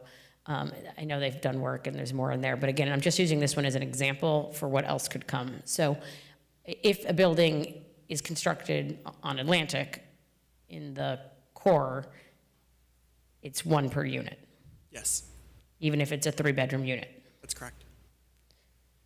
So this, I know we've talked about this and we made some changes before when we had potentially less than 1 per unit. But I still think that this is something we should look at because 1 per unit, the unit size matters. You could have 2 or 3 cars and underpark these and lead to nowhere for the cars to go. And I understand developers they have their own analysis they do. They don't want to build a project that doesn't succeed, that doesn't have enough parking, but it's our obligation to make sure that we are also requiring the minimum of what we think we need. And I know that we also think that everyone's going to start walking places, but I've yet to see it. So this is one of the areas that I did want us to discuss if we could do anything about. And I guess Mark has to tell us that.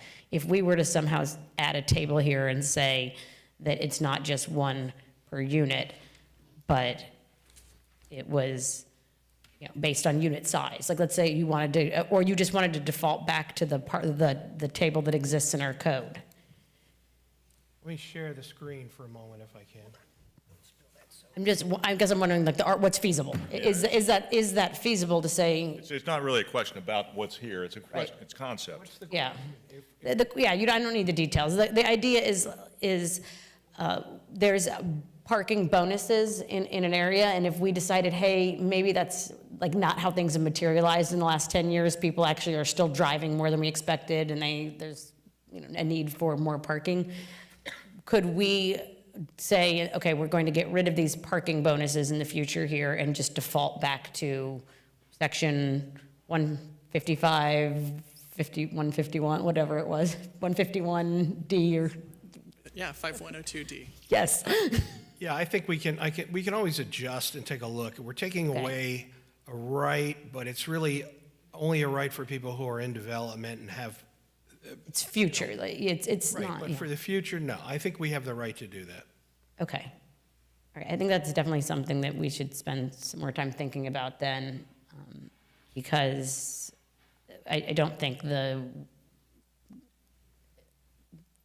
people are getting rid of their cars and not driving. And I do think we have competing dynamics going on. So even if life is so unaffordable, you're ending up with more people in units and more cars per unit than maybe we anticipated, with a 2-bedroom being shared by 2 or 3 people. On the flip side, we could also look at having some kind of restriction on these developments where they assign spaces to units, and then if we end up in a situation where we have cars parking in neighborhoods or parking lots, and like those cars are supposed to be registered to these units or something like this, that could be something that is explored, but of course that's very difficult to enforce and a reaction to a problem. Right. Well, I see Mario back there, and it's like I have Orchid Grove in my district, and we deal with this all the time. Orchid Grove is underparked. They would do anything.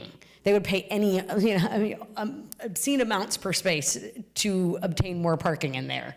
Even contemplating turning the whole development into a one-way, and so when it's underparked, it's really hard to fix. And every resident there complains.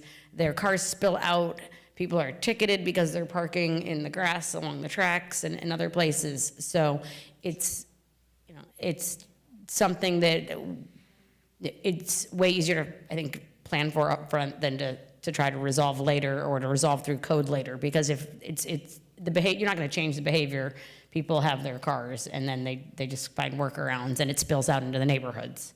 I know very little about the economics and the financing of the development. I do know that the cost of parking is frequently cited and the space that it requires as a limitation on development applications. I wouldn't want the reaction to this potential problem to be default back to the normal, and then it's another 10 years before we get more market rate. I don't know what it would be. And at the same time, we keep talking about live local, but there are a variety of other mechanisms for developers to get what they want, and live local in a transit-oriented district requires 0 parking spaces, for example. So I just want to caution, let's get rid of the reduction, but evaluation sounds reasonable. Okay, yeah, no, and I'm not proposing, let's just get rid of it, and it's something, like I said, I'd like to explore a little more, and maybe the 1,000 square foot, maybe that helps offset it, I don't know, but some of these units are so small too, because we're putting in 800 square foot 2-bedroom apartments, so I guess maybe we need to look at that a little more and see, and maybe it's a simple adjustment to that square footage number or something that could achieve some of the intended additional parking without going all the way to the other table. But this is an area I think that's actually worth exploring more, so put it up on the follow-up list. But and then can we go to the height bonus table for the EOD?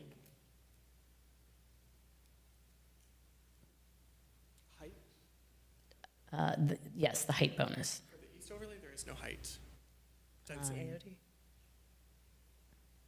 Atlantic Oh, sorry, in the DPOD.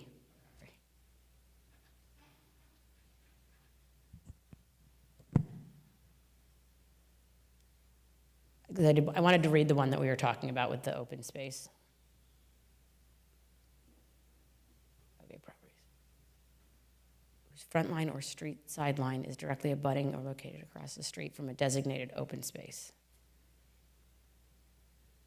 Yeah, this one, I've mentioned to you before, I still think we should explore a little more what that means, because I think the intent was if you've got open space across the street from it, it feels okay to be a little higher, but what this open space actually means and is, I think it would be, especially as we start going into the downtown and other things, we should really think about what that means.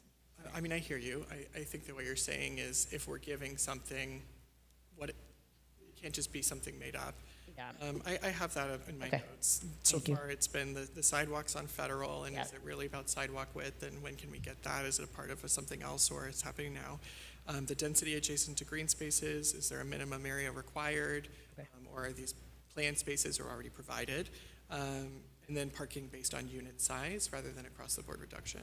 And then the only other thing I had on my list here again, and I don't know if there's anything to be done about it, but it is, like I said, I started off with, it is a thing I hear about the absolute most, it is setbacks and green space.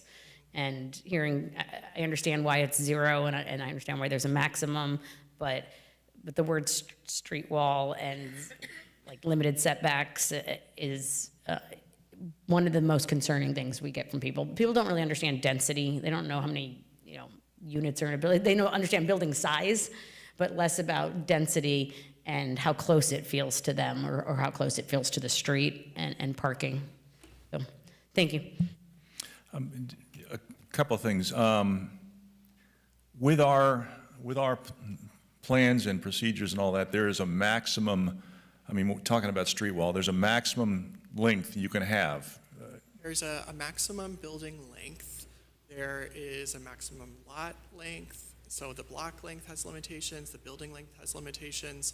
The setback is at 0, but of course with activation and fenestration.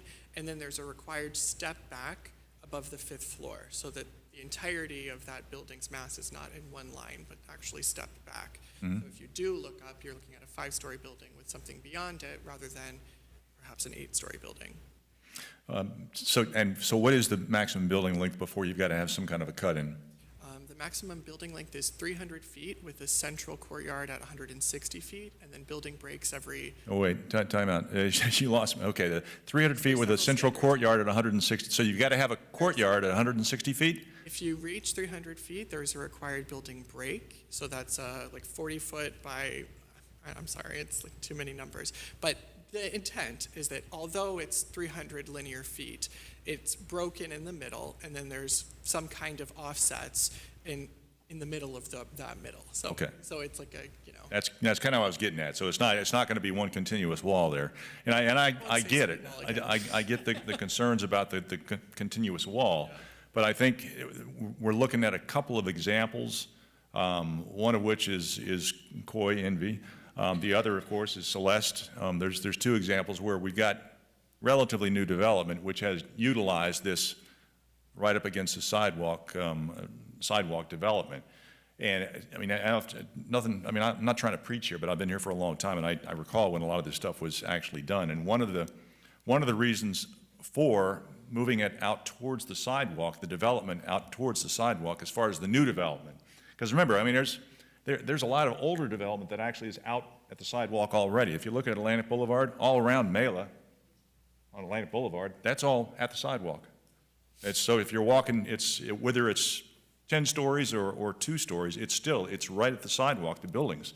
But the intent was kind of to push it towards the sidewalk and keep any height, if we're going to have height for redevelopment, knowing that growth was coming, we'd have the height there so we could stagger it back towards the residential properties off the main highways there, and also to allow folks to actually get downstairs and pick up a bus or any other kind of mass transit, which I know we're not seeing a lot of people walk right now, but we're never going to get there if we don't make progress, and that's kind of what this was. This is all these plans. They were not designed to be forever plans, just written in stone, but they were designed to kind of push us in the right direction so that hopefully someday we would have better mass transit. We'd have less people with cars. We'd have, people who would, the developers would eventually have commercial on the ground floor so that, yeah, people wouldn't have to get in their car and drive to Publix.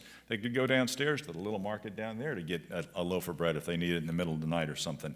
That was what it was designed to do. Now, it takes time because, development and redevelopment takes decades for anything to happen. But yeah, the walking, it'll come eventually when we have more. But now the parking spaces, and I know this has been talked about before, the parking requirements and how it's too low for some things, and we can look at that, that's fine. But just remember, the intent was to try and encourage people to adopt more of a mass transit mindset.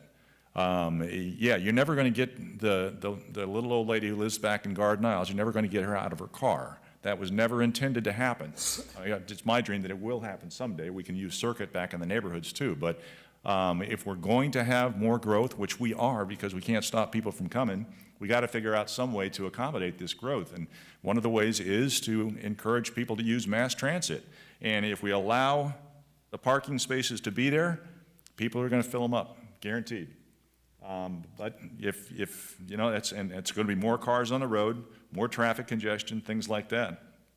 And on the commercial development on the ground floor, I go back to discussions that Gene Dolan and I have had with Commissioner Steve Geller, Senator Geller, and he has been steadfast when we were talking about live local. He has been steadfast that he will not do away with the commercial requirement on the ground floor, because if you do away with the commercial development on the ground floor, even though it's empty most times right now, but if you do away with it, the residential developers, they're just going to utilize it all residential, and you'll wind up with no commercial, which, here again, then how's anybody going to get anything if there's no commercial downstairs? They're going to have to get in their car and drive to Publix. So just things to think about. And it's, I'm glad we had this workshop just so people could talk about it and learn about things and all that kind of stuff.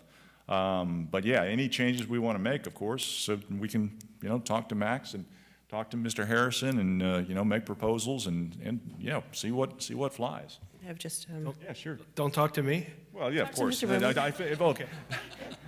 Max, of course, is going to refer to you, of course. Yes, Commissioner Fessick. so I just want to make sure, I was the one who brought up the commercial space inside of mixed use, and so I want to make sure I'm clear with you so you understand what I meant. I was talking about residential, primarily residential mixed-use buildings that are not in a commercial zone, that are using that as a excuse to claim mixed-use sort of exemptions and/or density bonuses and/or et cetera, et cetera. And it's not really a true commercial space. I, for one, would 100% support, especially in the Atlantic Overlay District, the idea, look, I've traveled many places in the world, and a lot in Europe, there's a Tesco, a Sainsbury's, an Albert Heijn, those mini grocery stores that are literally on every corner. Mm-hmm. And while I use them when I'm in Europe because they have been built that way, I agree that we're not going to get there overnight, but we've been here for like 20-something years. I would love to try to attract those types of businesses to areas that we have commercial development. However, at the same time, we are transitional, and if we want people to walk, the reality is that they still may have to park a car because initially they may not always choose to use mass transit because our mass transit at the moment isn't necessarily an ideal solution for everybody. And I cite that specifically being, it's great if you have young professionals that are, or young couples or older couples, it might work out well. If you are a family, if you are a single parent with multiple children, if you have different schedules and different people that need to be there at all different times and they can't drive or you don't trust them to take mass transit by themselves, or it's just not appropriate for them to be doing that, I think we have to be mindful that we do have a very large family component in our city. And I love the idea of making it more inclusive to having walkable spaces, but that means we increase sidewalks, that means we increase, and that's what That's what I'm talking about when I'm saying, let's look at the development. I'm saying, let's look at what we're doing so that, for example, Maria, or it's right by the post office. And there was not enough parking in that building. They're flowing over into Emily Wilson, taking up the post office parking on the street. It's an issue. And then because there's such, I think sometimes the walkability idea is a good one, but we're not reflecting that in some of the decisions we've been making, even though I understand years ago it was done with the best of intentions, right? So like anything in life, people say change is inevitable, but so is being adaptable to certain things. And the problem we have is that, like Mr. Berman said, is that decisions we make, we can't take away rights that we do give up. And so we have to be really careful and mindful about what we say yes to and what we say no to and what we do and what we don't do. And that's the reason why I would love to look at things that make sense for us moving forward as a community and see where we can kind of help to guide what the next phase looks like, to make sure that we are still aligning with the overall plan to be a place where families want to live. So, thanks. Very good. Vice Mayor. Just a couple of follow-up thoughts on that. I mean, if anyone, the mayor or anyone here wants to come walk Federal Highway along Celeste with me and my children, I'd be happy to do that with you. And let's see if we feel like we've created walkability. So I'm not completely negative on walkability. I'm very realistic that most people are going to drive to a destination and where they get to, they want to walk. Like Old Town is an example. You will drive there and then you will walk around Old Town. But along these major corridors, it is, especially with the proximity of the sidewalks to the roads, we have not created something walkable that feels safe. So, and that's why I'm talking about setbacks and more space, because if you actually want to encourage walkability in these areas, you need to make it feel safe to walk. And it does not feel safe to walk when the sidewalk is right next to the road where people are going 60 miles an hour.